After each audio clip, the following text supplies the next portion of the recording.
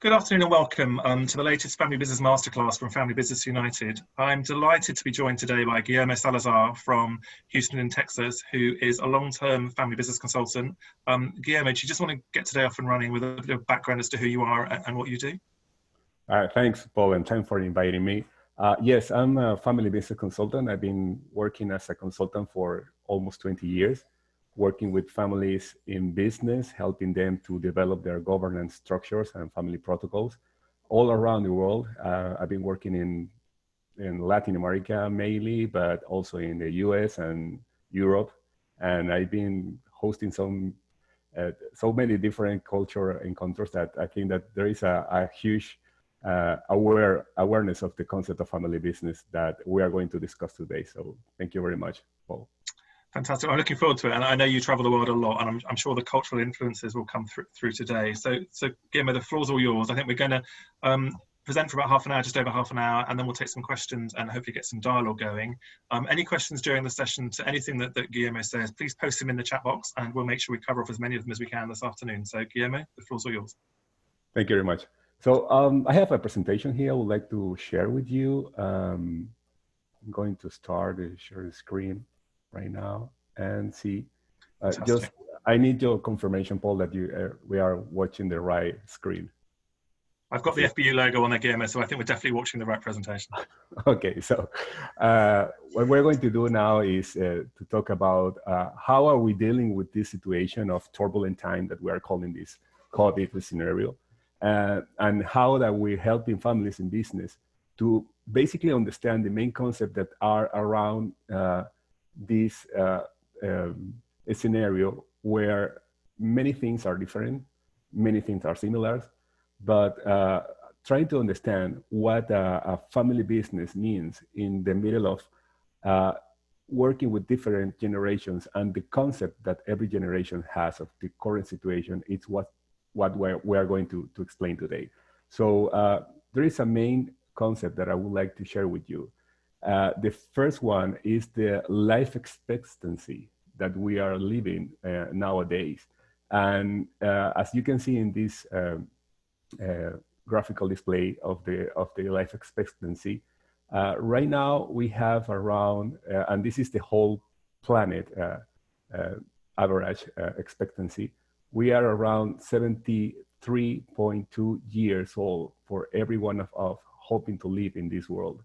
The thing is that every year, the life expectancy is increasing more or less 2.5 months per year.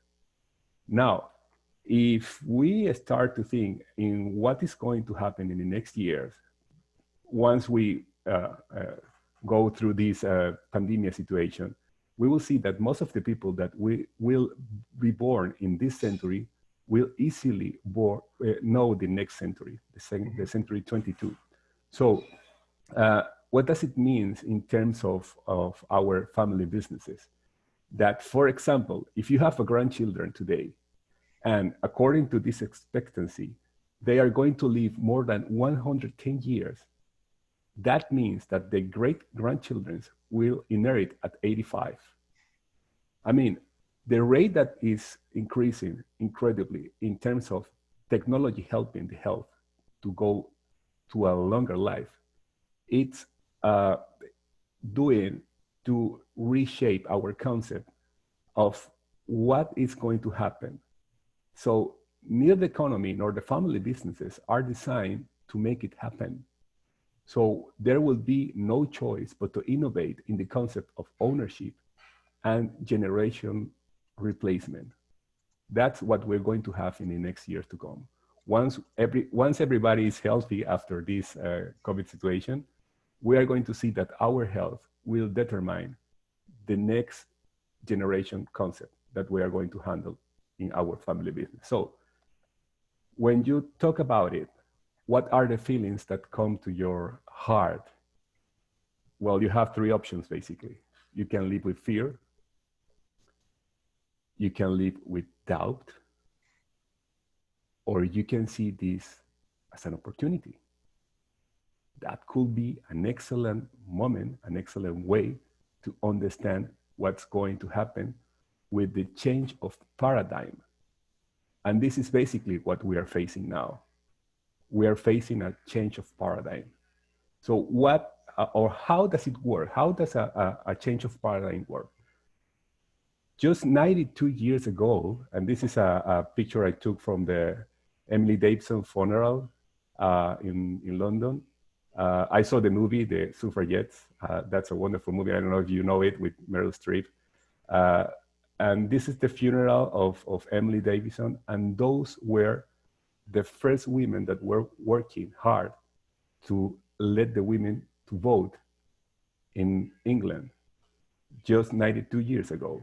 So they were the rares of the society, because they were trying, they were trying to move ahead with a new concept in the society. So how does it work when you have a new paradigm? And if you can see in this graphic, we will see in the horizontal axis the time going and the acceptancy of the new paradigm in the vertical axis. So when we start seeing the new rares appearing in the society, we will see that they will start to fight with an old paradigm, and they are trying to impose a new paradigm. After a certain time and gaining more adepts, you will see that they will be named as revolutionaries. They are the ones who have the flag of the revolution, but you still have more people dealing with old paradigms than with the new ones. Then there is a conflict phase where both forces can push and pull together, and both have the same strength and the same reason to discuss in terms of quantity of people. And then once the new paradigm starts to domain the scenario, you will have the retrogrades. And eventually you will have rares that are the people that still hold in the old paradigm. So the paradigms work in this way. And the three scenarios that we can deal with when facing this new paradigm situation is that the protagonists are the ones that lead the new paradigm, and they are the ones who see the opportunity. We will have the adapted, or the ones that feel the doubts, that are not really sure if this is the way it should be. And we will have most of them, which are the witnesses that are living with fear because they still don't get what's going on. So there is a very, I'm quoting here Sir Arthur C. Clarke, one of my favorite authors, and he said that every revolutionary idea seems to evoke three stages of reaction. They may be summed by the three phases. The first is it's completely impossible, the ones that live with fear. The second, it's possible, but it's not worth doing, the ones that live with doubt. And the third is, I said it was a good idea all along, the ones who see the opportunity. So this is always what happens in these three scenarios. The protagonist will be the ones that are the creative of change, the transgressors, innovators, and creatives. They are often wrong, but they are very resilient, and they act in the short term and have their sights set on the medium term. The adapted, they adopt the trend immediately. They make sure the change is successful before adapting it. Change is your innovation tool. They act in the medium term and have their sights set on the long term. And in the last place, we have the witnesses that will resist the change or adopt it too late.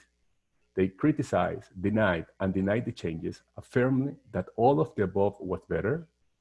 Change is the cause of all of your problems, and they act in the short term and have their eyes on the past.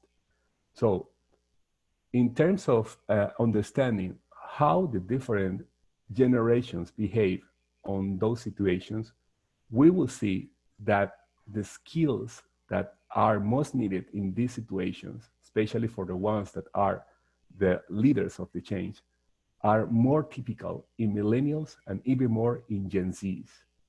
In a family business, right now we are living in a situation where more than one generation is dealing with the leadership of the family business. So what are the concepts that we usually use when we talk about different generations? So we have this classification that is the one that basically we use here in the US. We have the GI generation, the traditional silent generation, the baby boomers, the Generation X, which is the one I will say proudly I identify myself. We have the Millennials or Generation Y, and we have the Gen Z or iGen or Centennial or whatever. We still don't know what the name is exactly, but we are identifying this generation. So what is the most important thing about these people? Right now, the millennials are the ones that we can identify with this age range, 24 to 39 years old. They are the main working force right now here in the US, and most of the Western world, they are really becoming the most important working force right now. But it's not only about a generational issue, it's about a mindset shift. The mindset shift of the millennials is a global, holistic, and transversal conception of the world. You can be a millennial with 60 years old, for example. I have a partner in my business. We name him the millennial, the 60 years old millennial, because he has this mental shift. And this is the way to understand the different concepts related with the developing of the next generation. Everything related with education, personal relationships, way of leisure, and professional aspirations are always in the concept and in the mind of a millennial, especially the relationship with their bosses. And if we are in a family business, we will understand that the boss of the millennial is generally related with the parental role shift. So what are the expectations of a millennial from a boss? First of all, they want a mentor. They are not looking for a boss. They are looking for a mentor. They want an open mind boss, a sincere and personal communication, team trust. It's fundamental for them to understand how they work. Attitude and passion is something that they are really asking for a boss. Recognition. In fact, the recognition, they want it to be in both ways. The boss to recognize them, and they like to recognize the boss also. The teamwork is something that must be a milestone in every one of the steps that they take. Work-life integration, which is something that we are very eager to see nowadays. And especially they want to work in what they like. Work in what you like is one of the main reasons for them to understand that the experience of working is something very different to the job. So when preparing the next generation in turbulent time, we will need people with new skills and attitude, because the new paradigm we are living with is something that must to be assumed as a challenge, and we need people trained for running that challenge. This is a picture of, you won't believe this, what is it? This is a culinary school. Those are the new chefs that are being training right now in a culinary institute in Barcelona, in Spain. They are creating, they are not cooking. They are dealing with a creative process to understand what is their role in the society, because what they are dealing with is with the leadership that is going to run cooking, which is very different on what they are doing for cooking to feed people. So the way that they are understanding right now this concept of training, it's related with the model that we use for helping the families to train the next generation. And it's a model based on 4 circles. First of all, the next generation, to understand these new paradigms, need knowledge, which is something that you can provide in every educational program. They will need skills that will help them to deal with the situations that they are going to face every day. They will need attitudes, which is something that you can forge, but it's very related with your own personality. And they will need to understand the possibilities, everything that is related with opportunities and scenarios where they can develop their knowledge, skills, and attitudes. And we will have the future in the middle.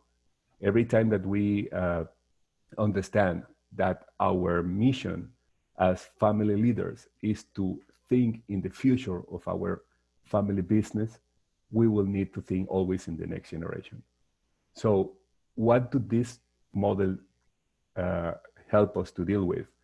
With basically what we need to do with the next generation are these points: promote critical thinking and problem-solving ability, collaborative spirit and trust-based leadership, ability to access and process available information, adaptability and speed, initiative and entrepreneurial spirit, effective oral and written communication, develop argument and opinion, and especially curiosity and imagination to innovate.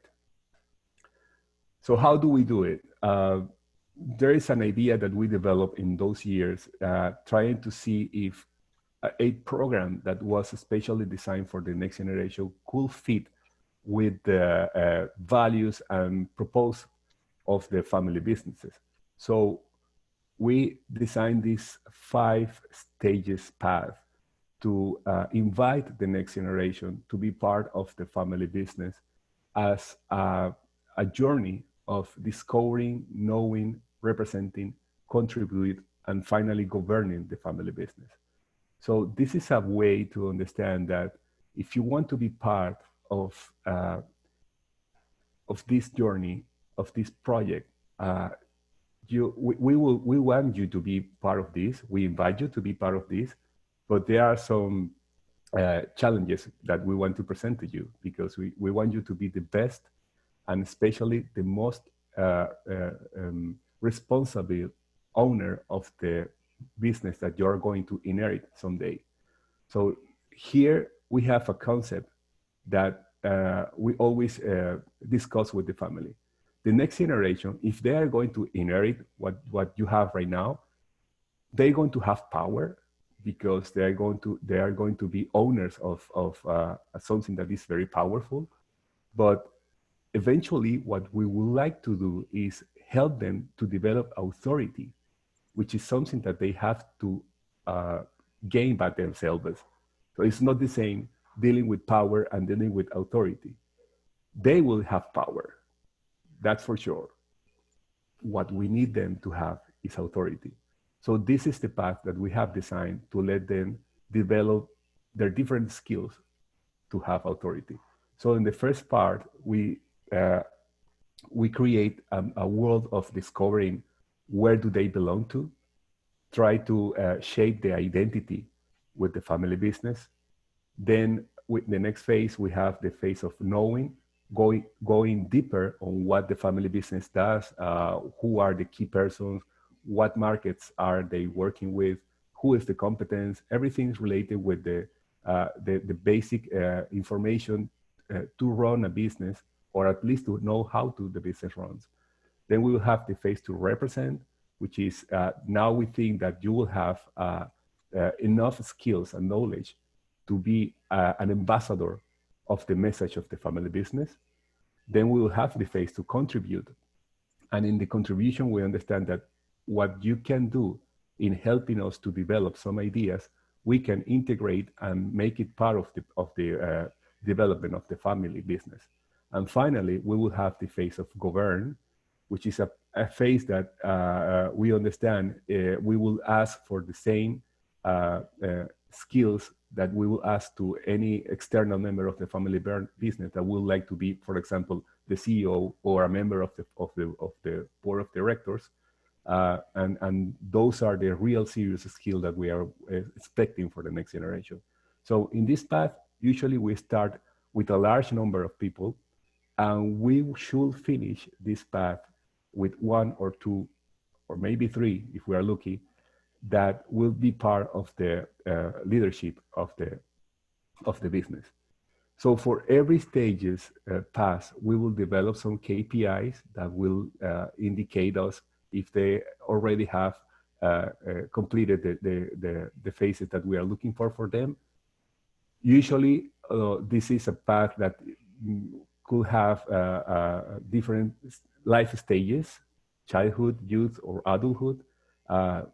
You can run this program for 10 to 15 years, for example, or you can run it in 3 years. It will depend on what you have. We've been working with models like this, where there are 40 years old members that start with the discovery phase, but they run it very quickly.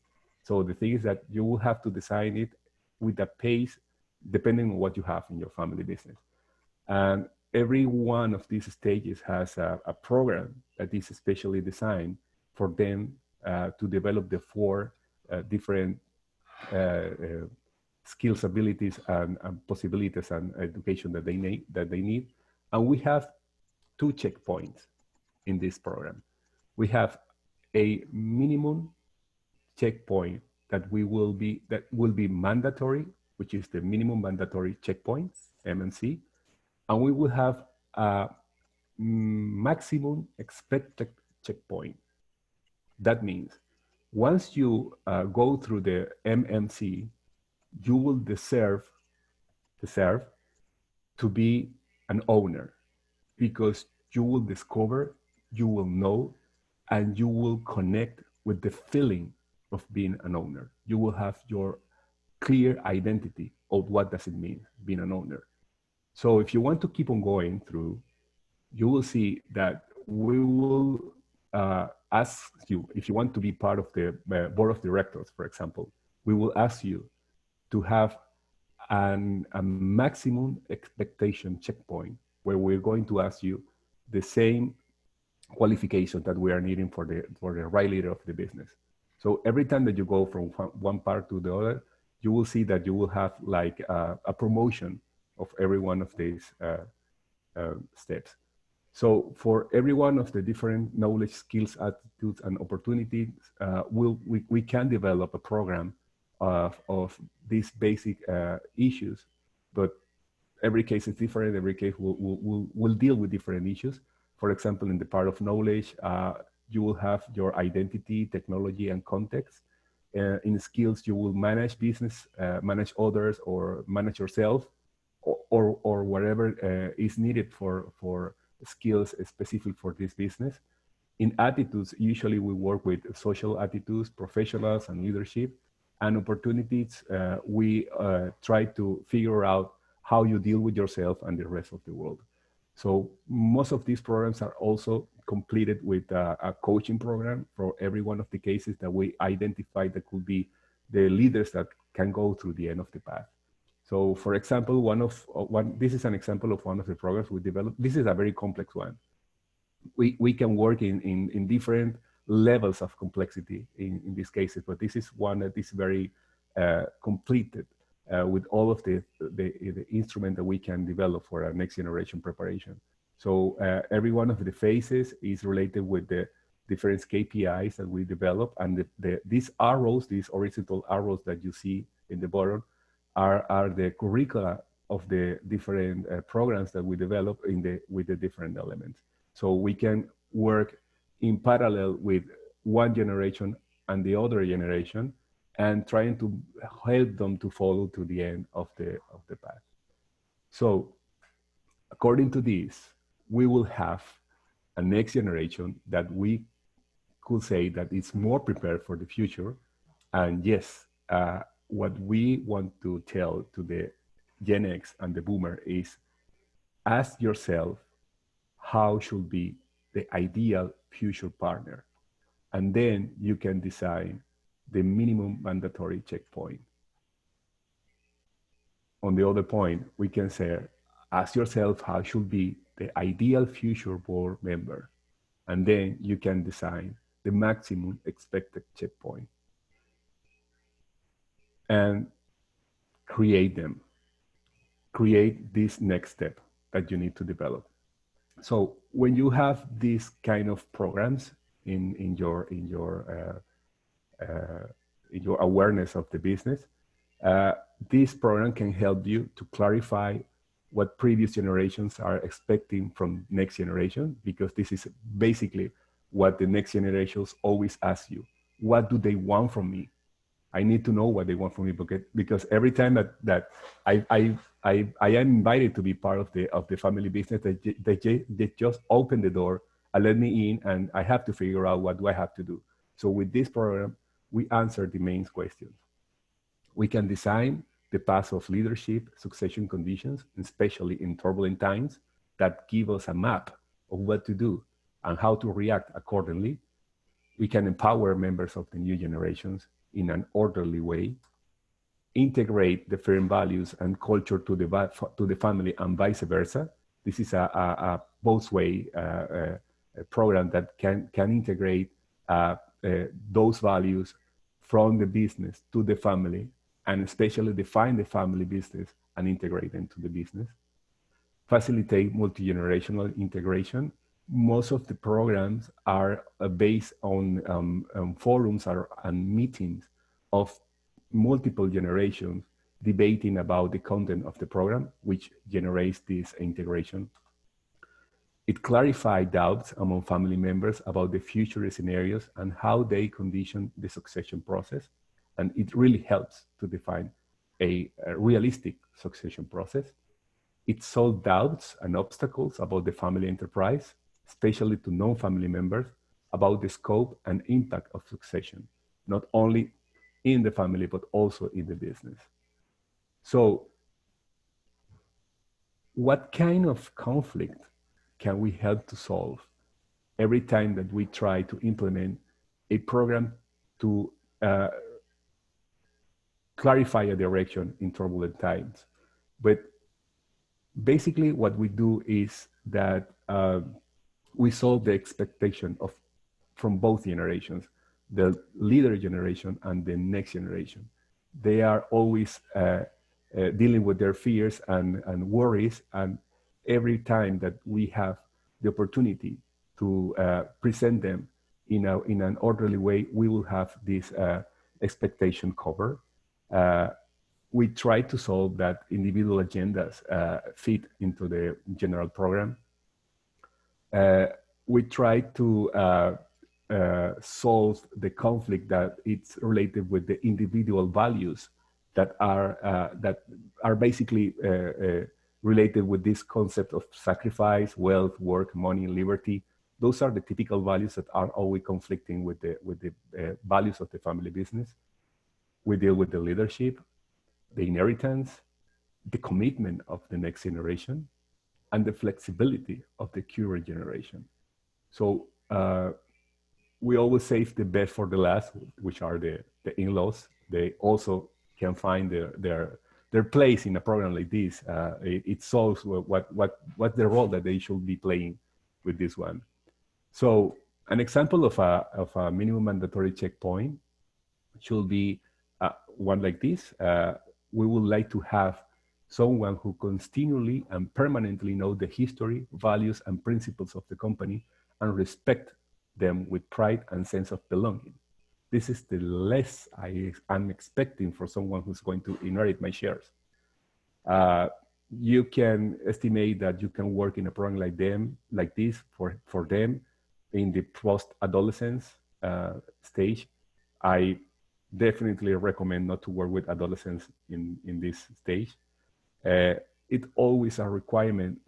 It cannot be mandatory the way that you invite them. It's always an invitation. It must be freely presented. Most of the programs are presented by members of the business. They explain the different information that they can show to the next generation. There is a milestone KPI that what we expect from them is, and after this induction program, for example, you make a report to the family council on what you learn, and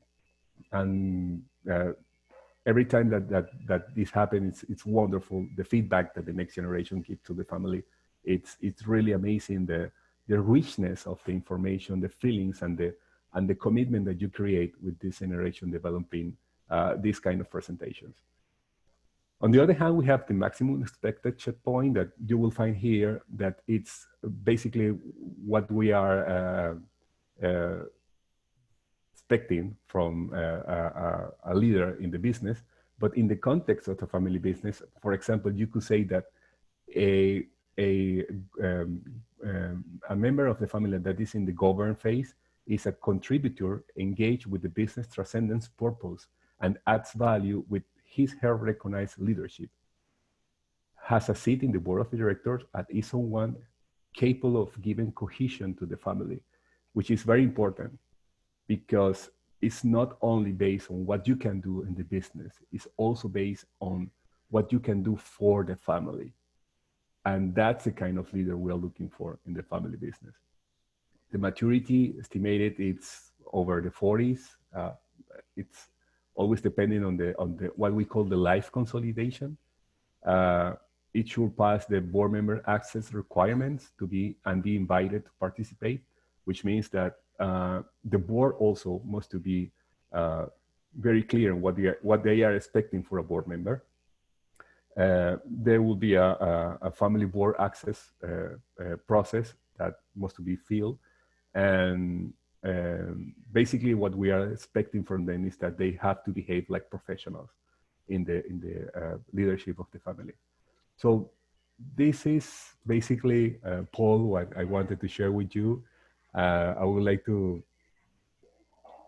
discuss on those ideas. Those are the ways that we are working to help families, basically to draw a map on where to go and what to do in these situations that we are all facing. And hopefully it's working for most of the cases. And I'm open to questions right now. Yeah, that was really interesting, actually, and a fascinating insight into the journey that you kind of put forward to talk to the next gens. As I said before, anyone in the audience that's got some questions, then I can take them. But I'd like to just really start off with, obviously, you're talking about an aging population around the world, and obviously that's going to change from country to country. Does that mean there's going to be a lot more difficult conversations between potentially the younger generation and the potentially two older generations in terms of trying to bring on that next generation? Well, yes. You know, basically what's the problem right now, Paul, that we live in a world where the values are so different between generations. Every time that we try to integrate the next generation, we have to be very sexy in the invitation. So it's very different on what we have a generation ago, inclusive in my generation. In fact, I come from a family business, a construction family business. I'm architect, by the way, but then I become a family business consultant. But I remember when I graduated from architecture, I have to think it twice if I wanted to say to my family, I want to look for a job outside of the family business. But in the case of my parents, they have no choice. I mean, if you are going to start to work, you have to work in the family business. What we have now is that these current generations, millennials, all around the world, they can go wherever they want. They have this concept of liberty that the society doesn't punish them if they betray the family because they aren't working with them. So yes, everywhere in the world is happening a phenomena that the longer that you live and the more liberty that you have is attempting to the spirit of the family business, of being a family business, because the opportunities are out there. So you have to be very intelligent to have a right invitation, because they know they are going to live longer. When I am going to inherit the shares, I mean, there is a window. I can wait for you. But if you don't let me know what are you expecting from me, where is my role in this history, I will go away. I mean, I'm free.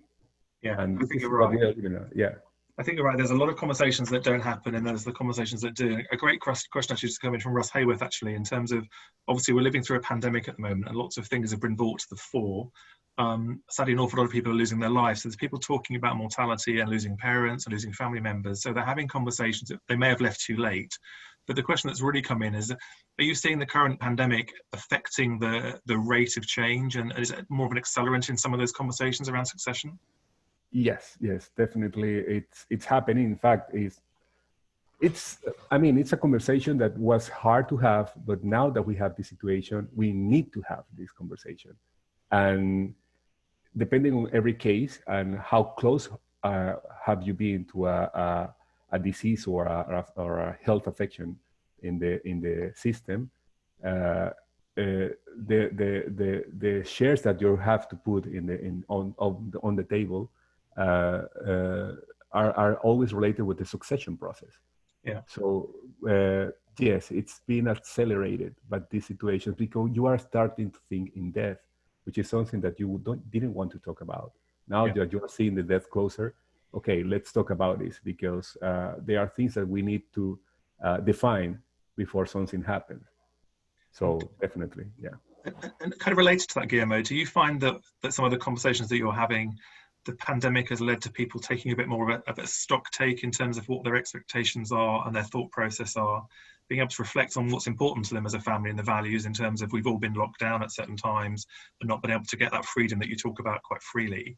So do you think that's had an implication in a positive way to some of these conversations because it's drawn them together and actually let them take time, reflect, take stock and make some difficult decisions? Yeah, definitely. I mean, not only the pandemic, the lockdown, there are some families that because of the lockdown, they've been separated physically and the opportunities to gather and discuss are now more precious than ever. So when we recreate those gatherings via Zoom or via whatever device you have, we see that people are starting to recreate the feeling that they are missing in those conversations. Yeah. So every time that we have these family meetings, now that it's so precious right now. I mean, the time that we can spend together has increased its value. And these talks are so fundamental that we don't lose time now. I remember working with the same family before the pandemic situation. We could spend a complete evening talking and talking and talking. Now we only have 1 hour because it's the time that we have decided to have, and we go straight forward to the concept. And of course, I would say it's a good challenge, but now the solutions are arising in an orderly way that we didn't have before this pandemic. This pandemic is showing us a lot of things, especially to value our relationship, the time that we spend together, and the time that we share our thoughts. It's interesting you say that. I mean, I went to see my mum yesterday for the first time in 3 months, and she's in her 80s, and actually it was just delightful to see the smile on her face when you walked in the door. How do you think those conversations, do you think they translate culturally? So how would a family, for example, in Southeast Asia reflect on the situation compared to maybe North America versus the Western European? Are there cultural differences? A lot, yes. And it's basically, again, it's related with the concept of every generation has of these different values. I mean, the current generation in leadership, the values related with liberty, wealth, work, family, are so different to these new generations. And there's so much fear to express them, especially for the next generation. Yeah. For example, in Asian and African culture, the myth of the leader, which is most of the cases related with the patriarch that leads the family business. It's something that I have witnessed that it's starting to change in terms of, okay, let's see if we can introduce these Western concepts of liberty and millennials and see if that is something that could work. But it's very hard to deal with a social barrier that it's trying to keep the values that they've been working with centuries, and these next generations still they are trying to do it because I mean they love their family, but the way that they are trying to introduce a new concept, it's very hard, and in those cultures they are still struggling with trying to understand this concept that we talk about, education, leisure, and of the millennials, because they are millennials, but it's tougher for them to introduce those concepts. Yeah, I mean, you're trying obviously to balance history and heritage and respect with innovation and modern ways of working. So there's a natural kind of conflict there waiting to happen. So those conversations must be difficult and difficult to have with your parents and grandparents, I guess. Yeah, and especially because you are talking about family businesses, and the only way, the only way to move ahead and think in the future is listening to the millennials. And I'm sorry, that's the only truth. I mean, they are closer to the future than you and me. Yeah. And they know what's going on. When you see the statistics of how do they feel with all of these pandemic situations, they feel better than you and me because they are more used to changes. They are more aware of that this is a world that is constantly changing.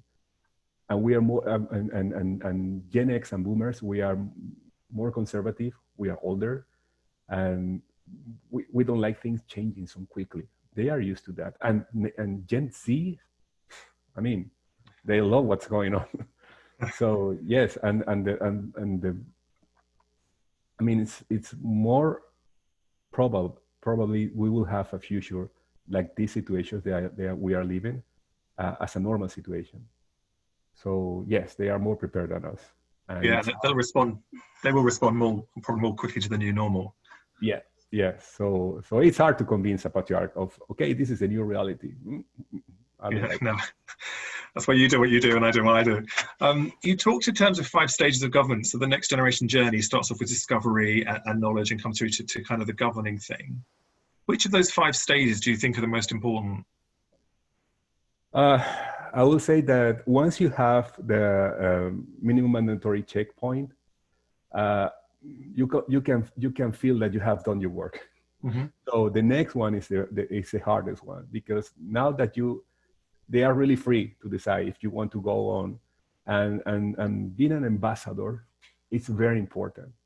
This is the phase that I like most, because this is where you freely decide if you really want to be in this family business or you want to go away.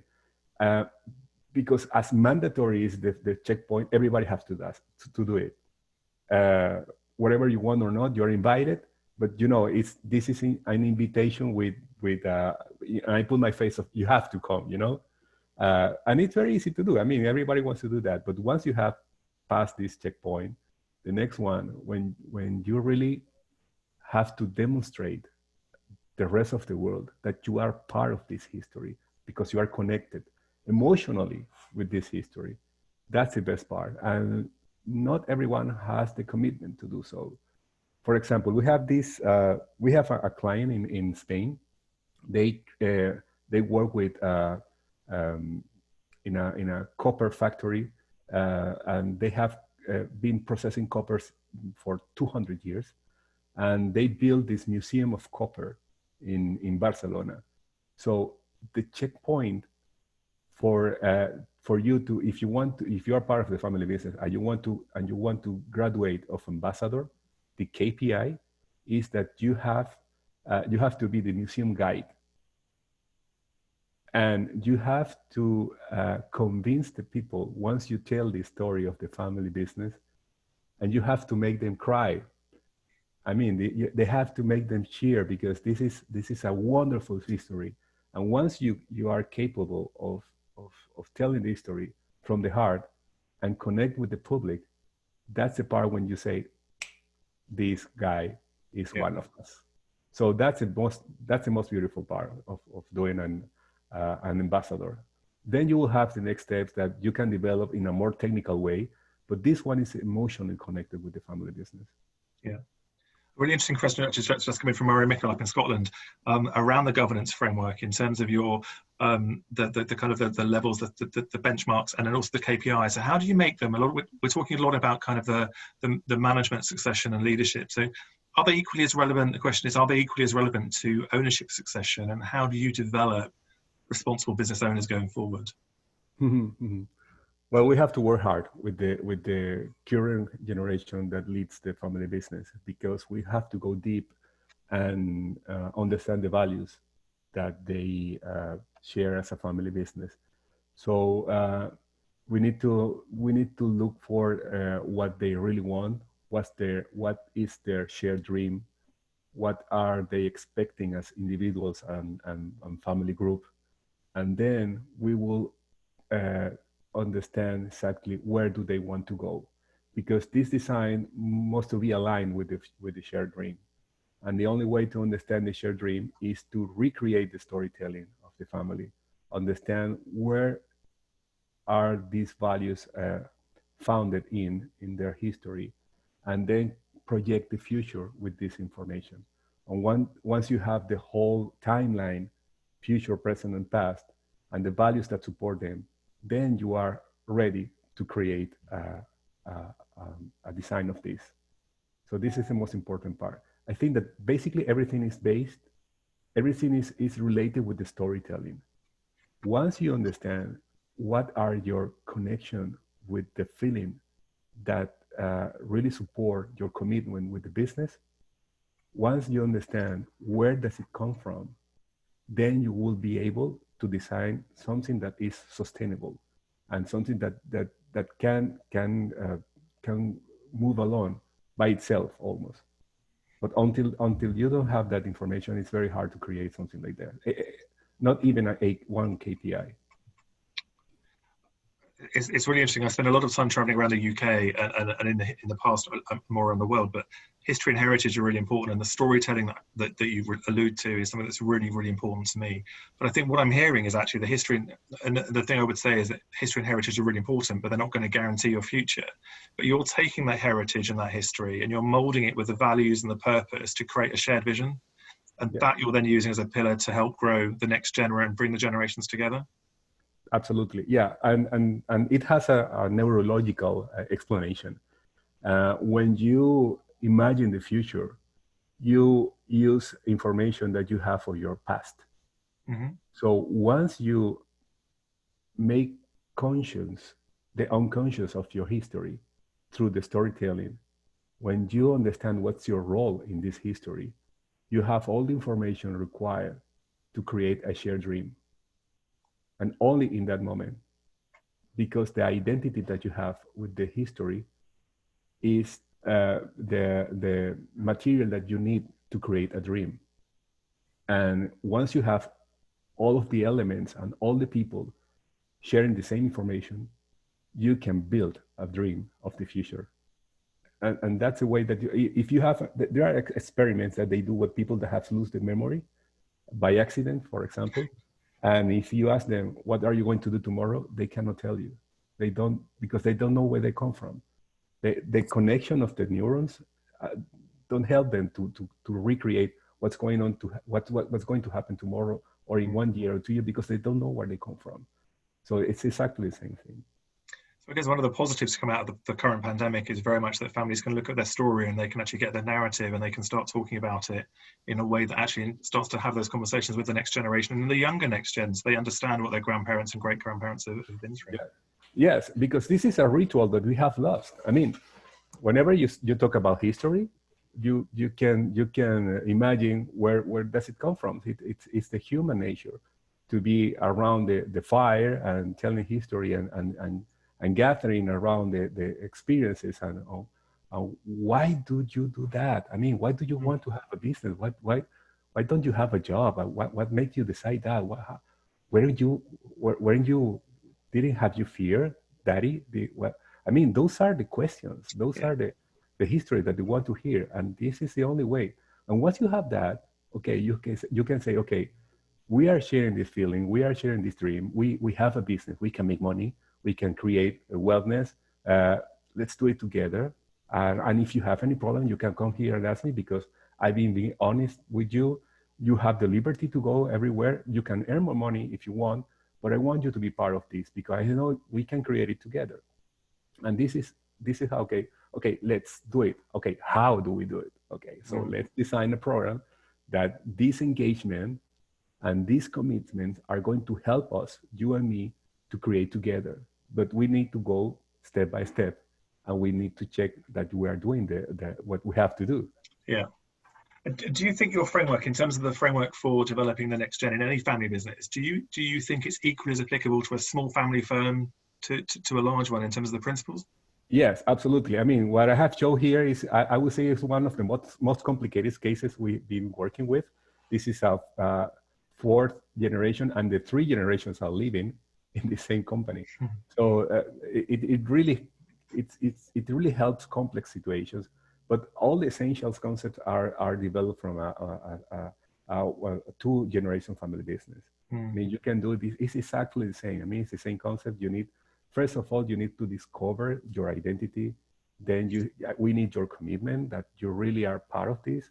And once you have this commitment, okay, show me, because I want you to develop authority on what you are doing. You are going to have power. I want you to develop authority. There is only one way to develop authority. I'm going to help you, but this is something that you have to do. So yes, and it's not related with the complexity of the family business. It's the same thing. And again, it's irrespective of sector, size, and as you said, culture. There are cultural influences, but it's the same process that you would go through with any family around the world. Yes. Yes. And from your perspective, Glenn, I know you've got a strong background in terms of the whole governance of family firms. It's almost professionalizing the family business in terms of a framework for developing a next generation, the same way as maybe a big four accountancy or law firm would do the same thing as a development program, but it's putting a formal program in place for a family firm. I mean, this kind of responsibilities of the family in terms of education are not academical responsibility. I mean, if the next generation wants to, I don't know, study in the university, whatever career they want, they must do that. Mm-hmm. But what we develop here is all of these things that they are not going to teach them there in the university. I want you to learn here with me. And when you design this program, for example, related with knowledge, as I mentioned, let me share this one. Related with knowledge, we have this identity knowledge, technology knowledge, context knowledge. It's all related with the family business. Mm-hmm. And basically, this is something that the employees of the business tell the next generation. They explain that thing. And about the skills, this managed business, you can buy educational programs to complement what you have learned in the university online. I mean, there are programs by universities that you can buy and courses and everything related with the skills that you need. I mean, the market of education is so big that you can buy it in there. But attitudes, it's something that you have to design in-house. So what kind of attitudes you need? I need people that understand, for example, the value of patience. How do you teach patience, for example? This is something that we have to design, and we have done this with our families. We have to develop, for example, creativity. Do they teach you creativity at the university? Not most of the university I know they teach. So there are things that you have to create by yourself. If you don't know how, you can hire people to help you, and the rest of the contents are things that must to be aligned with the values and the goals that you want to create for the next generation. It's really interesting. Is there a stage, if you were to be really honest with us, is there a stage in the process that's going to be the sticking point, or the point in the process that's most likely to go wrong? Is there a kind of a flash point that you can get so far through a process that a family just kind of, it's not going to work? And can you recognize that? What are the kind of the triggers? Mm-hmm.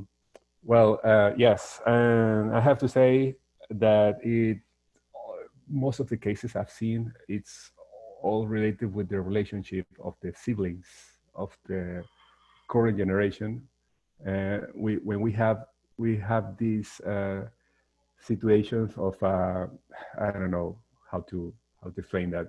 Usually jealously, because if my son or my daughter is the one that we have seen that he can go further and reach the final stage, and yours don't.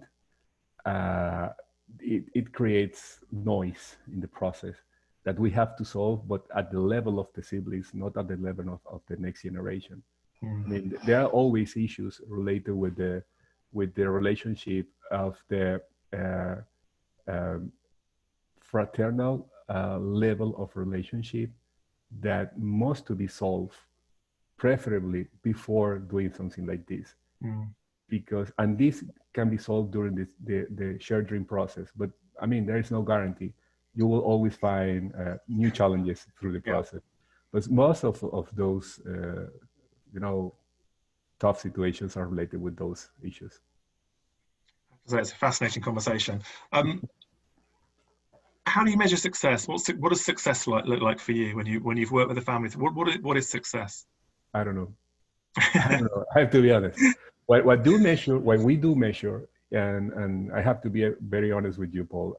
I don't know exactly what success is. It's very hard. There are so many quotes in Google when you put success, but for us, it's more important to measure the level of satisfaction. Mhm. And I think that this is more. I mean, I believe more that than telling me we are a successful family business. Who said that you are? But when you say we are satisfied with what we are doing, that's something that I can believe in. Mhm. So we don't, basically, I don't use that concept of success. I think it's very hard to understand that.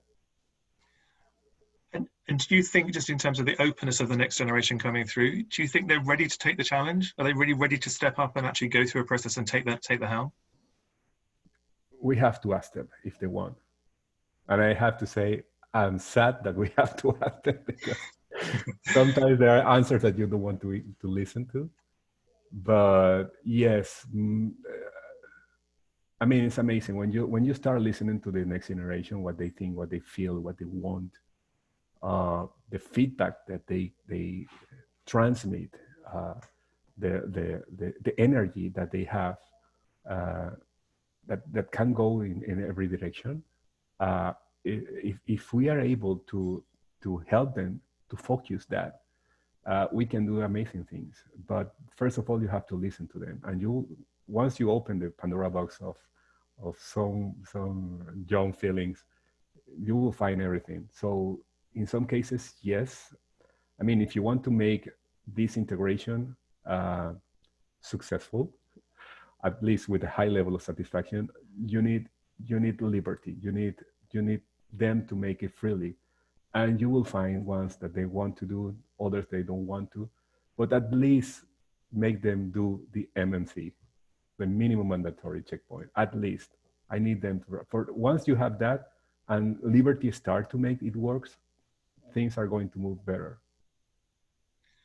Well, and on that note, Guillermo, I think we should draw it to a close. I think it's been fascinating to listen to you, and the work that you do with the next gen is sensational in terms of bringing it to the table and actually helping people have those conversations and listening to them. So I applaud you for the work that you're doing.